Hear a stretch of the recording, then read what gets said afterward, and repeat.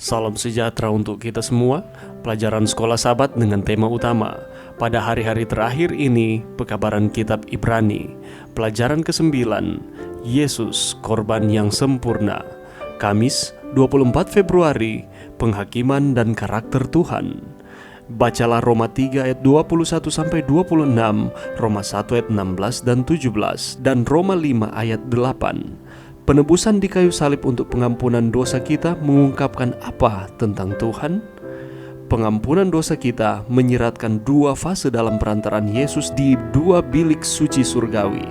Pertama, Yesus menghapus dosa-dosa kita dan memikulnya sendiri di kayu salib untuk memberikan pengampunan kepada setiap orang yang percaya kepadanya. Di kayu salib, Yesus memenangkan hak untuk mengampuni siapa saja yang percaya kepadanya, karena Dia telah memikul dosa mereka.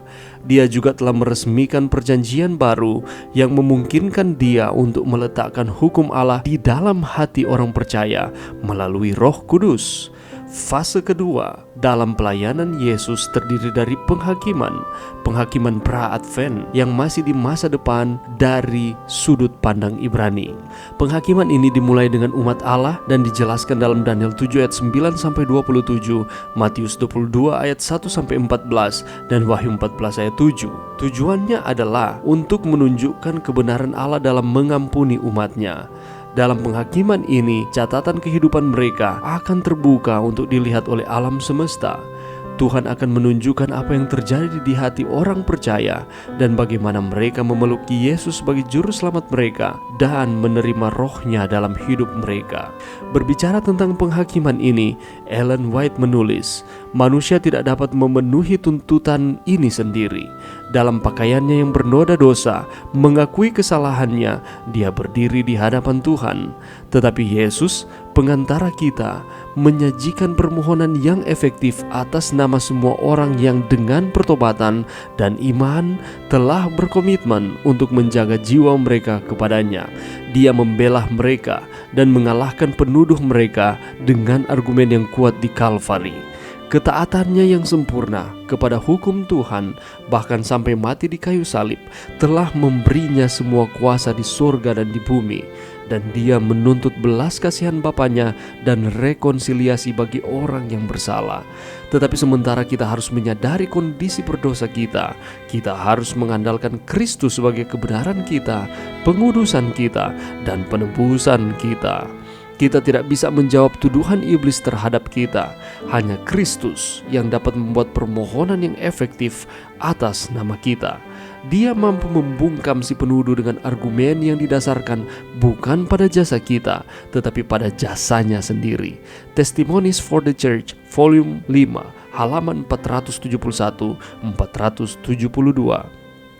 Mengapa salib dan pelayanan Yesus atas nama kita menyarankan bahwa kita harus memandang dengan percaya diri, tetapi dengan kerendahan hati dan pertobatan kepada penghakiman? Pelajaran yang bisa kita dapatkan pada saat ini, ada dua fase di dalam perantaran Yesus di dua bilik bait suci surgawi, baik di bilik yang suci maupun bilik yang maha suci.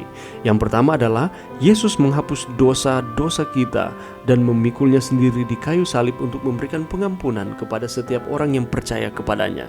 Kabar baiknya adalah apapun dosa yang kita lakukan, ketika kita datang kepada Tuhan dengan penuh kerendahan hati, mengaku setiap kesalahan kita dan mengizinkan Tuhan mengampuni, dan dengan iman kita percaya bahwa Yesus mengampuni.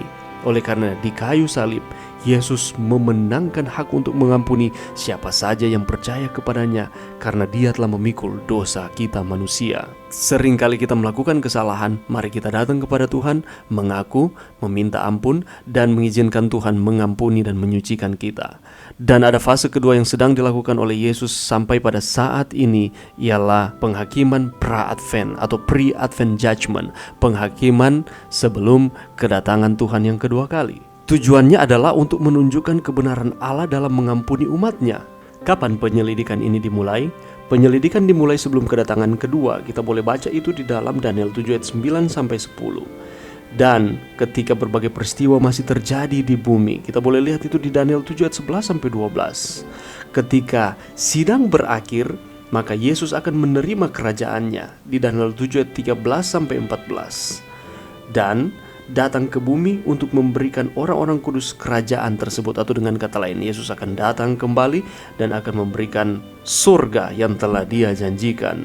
Mungkin ketika kita mendengarkan penghakiman itu merupakan peristiwa yang menakutkan, karena manusia tidak dapat memenuhi tuntutan ini sendiri. Dalam keberdosaan kita tidak bisa melakukan akan apa-apa. Tetapi kabar baiknya, Yesus yang adalah pengantara kita, Dia yang akan membela kita. Dia menuntut belas kasihan Bapanya dan rekonsiliasi bagi kita yang bersalah. Kita harus mengandalkan Kristus sebagai kebenaran kita, pengudusan kita, dan penebusan kita. Karena kita tidak bisa menjawab tuduhan iblis terhadap kita, tetapi Kristus dapat membuat permohonan yang efektif atas nama kita. Dia akan membungkam si penuduh dengan argumen yang didasarkan bukan pada usaha-usaha kita, tetapi oleh karena Yesus Kristus yang menyelamatkan kita.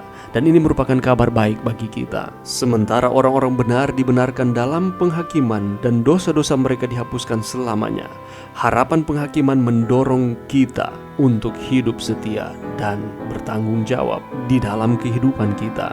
Jadi penghakiman pra-advent atau penghakiman sebelum kedatangan Tuhan pada kali yang kedua menunjukkan bahwa pengadilan Allah adalah adil untuk menyelamatkan umat-umatnya. Itulah sebabnya mengapa harus ada penghakiman.